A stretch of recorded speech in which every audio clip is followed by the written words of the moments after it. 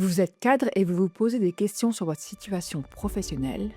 Vous êtes au bon endroit. Bonjour, je suis Valérie Duetruf, avocate en droit du travail et autrice du livre Quitter son job et négocier son départ. J'accompagne les cadres dirigeants à reprendre le pouvoir sur leur carrière pour mieux décider leur rebond. Aujourd'hui, nous allons parler de comment partir quand on est le meilleur élément. Alors, bonne écoute. Mustapha est directeur marketing. Il a un chiffre d'affaires en hausse de 40%, une équipe soudée et son DG le qualifie d'irremplaçable. Problème, il veut partir et donc il vient me consulter en me disant jamais ils ne vont accepter, ils vont me supplier de rester. Disclosure, négocier quand on est un bon élément, ce n'est pas plus facile, c'est différemment difficile. Et ça s'explique par une raison simple qui n'est pas liée à vous en tant qu'individu, simplement au fait que vous êtes un élément performant et qu'ils ont investi sur vous. D'abord, je voudrais vous lister les pièges d'être le meilleur élément. Le piège numéro 1, c'est la culpabilité du meilleur. Ils vont appuyer sur une faille narcissique classique et celle de vous flatter votre ego, et ça marche toujours, pour vous obliger à rester, non pas pour ce que vous êtes, mais pour ce que vous faites, pour ce que vous leur rapportez. Alors attention à ne pas tomber dans ce piège de l'ego. Et puis, ils vont vous faire culpabiliser en vous faisant prendre conscience de tout le mal que votre départ va occasionner à toute la structure, à tout votre service que pourtant vous chérissez tant. Votre équipe va morfler, les projets seront en suspens, vos collègues seront débordés. Autant de raisons de vous faire culpabiliser pour vous empêcher de partir. Résultat, évidemment, vous vous dites « mais je ne peux pas leur faire ça, je ne peux pas faire ça à mes collègues, je ne peux pas faire ça à mon équipe, je ne peux pas faire ça à ma boîte ». Résultat, vous différez, vous acceptez des conditions dégradées et donc vous vous bradez. Piège numéro 2, la contre-offre dorée. L'employeur ne veut pas vous perdre. Résultat, il va sortir le grand jeu. Augmentation, promotion, enfin, des promesses. Attendons qu'elles soient concrétisées par un avenant, par quelque chose d'écrit, avant de s'emballer. À ce moment-là, posez-vous une question.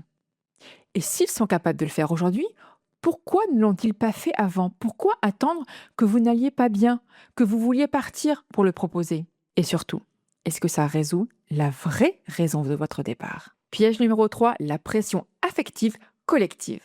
Là, c'est pas juste votre patron, pas juste votre service, c'est toute la boîte qui vous met la pression. Votre équipe, en vous disant « on ne va pas s'en sortir sans toi ». Vos collègues « ouais, tu nous abandonnes là ». Les clients « on ne veut travailler qu'avec toi ». Bon, le jeu d'acteur est à parfaire, mais vous avez compris l'intention.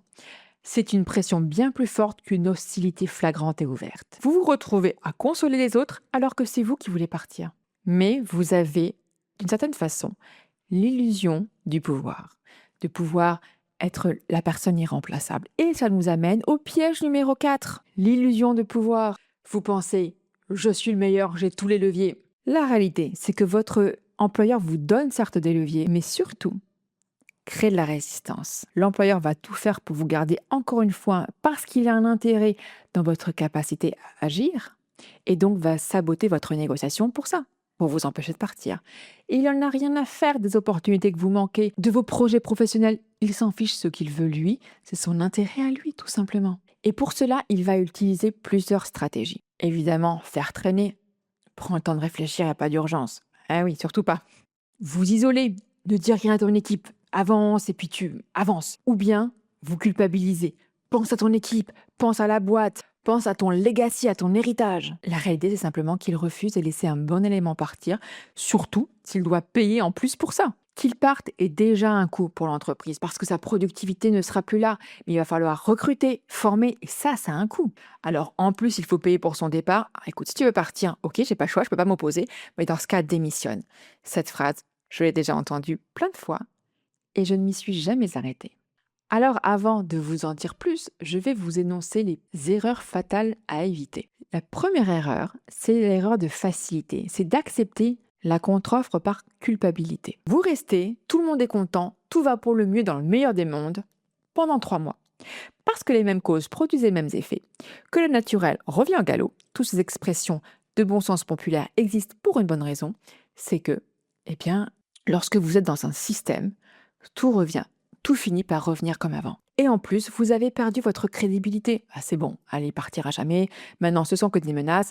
On peut plus l'écouter vraiment, ne plus avoir peur de ce qu'il nous dit. En tout cas, si vous décidez de rester, il ne faut pas que ce soit un pis-aller. vous êtes en position de force pour négocier peut-être des ajustements dans votre poste, une augmentation, une promotion. Vous êtes en position de force, profitez-en. Erreur numéro 2, c'est l'inverse. Partir en claquant la porte pour prouver que vous êtes sérieux. Résultat, vous brûlez les ponts, vous cramez votre réputation professionnelle et votre réseau se retourne contre vous. Alors ça, je vous le dis tout de suite, on évite. Et l'erreur numéro 3, c'est un peu un intermédiaire entre les deux et c'est la pire. C'est attendre. Attendre, voir si les choses s'arrangent elles-mêmes. Spoiler alerte, ça n'arrivera pas. Alors maintenant, interrogeons-nous. Pourquoi voulez-vous vraiment partir?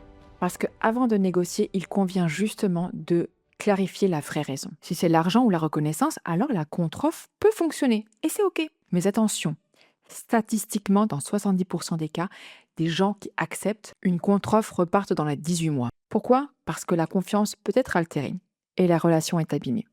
Ça va vraiment dépendre de comment est-ce que vous avez abordé la négociation. C'est pour ça que même lorsque vous envisagez de rester, je vous recommande vivement de vous faire assister par un avocat qui va vous permettre de trouver le bon wording pour ne pas compromettre la relation avec l'employeur. Si la raison à votre volonté de partir, c'est l'épuisement ou la surcharge, même avec une promotion, et surtout avec une promotion, ça ne va pas s'arranger. Parce que être le meilleur, ça veut dire qu'on attend et on vous demande toujours plus. Alors, partir devient la seule solution. Et si la raison pour laquelle vous voulez partir, c'est que vous stagnez ou que vous avez un plafond de verre, alors partez, parce que vous avez atteint le maximum dans cette structure et que rester ne vous fera que stagner davantage, voire régresser. Parce que quand on n'avance pas, on ne stagne pas, on régresse. Et enfin, si c'est à cause de la culture de l'entreprise ou de ses valeurs que vous avez décidé de partir, alors aucune augmentation ne résoudra ça. Partir devient la seule option. J'ai un test simple pour vous, une question. Imaginez qu'il vous propose exactement ce que vous voulez en termes de salaire, de titre, de conditions. Est-ce que vous resteriez? Si oui, alors négociez une évolution en interne. Sinon, il est temps de venir me contacter. Ne vous laissez pas acheter et négociez votre départ. Pour en revenir au cas de Mustapha, lui, c'était pour créer son activité. Donc nous avons envisagé une stratégie en 2 temps. Rester quelque temps dans le nouveau poste pour voir s'il se plaisait et faire le point au bout de 6 mois. À ce moment-là, on s'est rendu compte que non, ses envies entrepreneuriales n'étaient pas dissipées et que donc il était temps pour lui de partir. Alors, à ce moment-là, comment transformer votre valeur en levier de négociation et pas en frein? Par exemple, dans le cas de Mustapha, ça a été de dire, écoutez, j'ai essayé, j'ai pris le temps d'évoluer sur ce nouveau poste et je vois que ça ne correspond pas à mes aspirations. Il va être intéressant pour vous en tant que professionnel de mesurer l'impact que vous avez eu sur votre poste et dans l'entreprise depuis que vous y êtes. Comment vous avez contribué à la création de valeur de l'entreprise. Et à ce moment-là, vous allez pouvoir aussi proposer un plan alternatif à l'entreprise suite à votre départ. C'est-à-dire proposer à votre employeur un plan de succession qui lui permettra de voir que votre départ n'est plus un inconvénient, mais un avantage et qu'il a tout intérêt à accepter.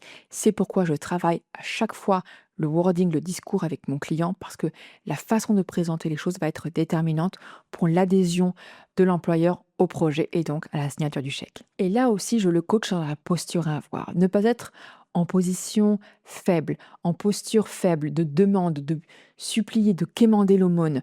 Non, vous êtes en posture haute, vous êtes un professionnel qui s'adresse à un professionnel et vous faites des propositions business. Voyez, ce positionnement va être très important pour créer de la valeur chez vous dans le cadre de la négociation. Également, dans le cadre de la proposition que nous allons être amenés à formuler auprès de l'employeur, on va pouvoir proposer des ajustements. Par exemple, un accompagnement qui va être plus long, de 3 à 6 mois pour faciliter la transition. Peut-être même permettre le recrutement d'un successeur, le former. Tous ces points-là, ce sont des propositions qui sont très bien reçues par l'employeur et qui permettent de dénouer une négociation. Il y a aussi la possibilité de prévoir pour vous un budget de formation ou d'outplacement ou également une proposition de consulting, c'est-à-dire que vous partez certes, mais vous restez un interlocuteur privilégié de la société, non pas en interne, mais en externe, comme un consultant. Ainsi, vous gardez le lien, mais sans engagement. C'est ce que nous avons fait pour Mustapha. Nous sommes passés d'une relation verticale à une relation horizontale, c'est-à-dire de patron à salarié, subordonné, à une relation horizontale, c'est-à-dire de pro à pro. Et ça, avec un consulting assuré pendant 12 mois, une indemnité transactionnelle quand même de 6 mois, alors qu'au début, il ne voulait pas laisser partir, sauf à démissionner. Et puis, 6 mois de préavis, un préavis donc étendu, pour pouvoir assurer tranquillement la transition. En conclusion, être le meilleur ne vous oblige pas à rester et ne vous oblige pas, tout court. Votre valeur doit être un levier de négociation, pas une prison. Comme Mustapha, qui lui a pu créer son entreprise et dégager du temps pour écrire un roman. Si vous voulez faire comme Mustapha, vous pouvez me contacter via le formulaire qui se trouve sur mon site internet. Et puis vous pouvez continuer à écouter ces épisodes de podcast, à liker, à mettre la meilleure note et commentaire possible. C'est important pour le référencement et le rayonnement du podcast. Je vous dis à très bientôt.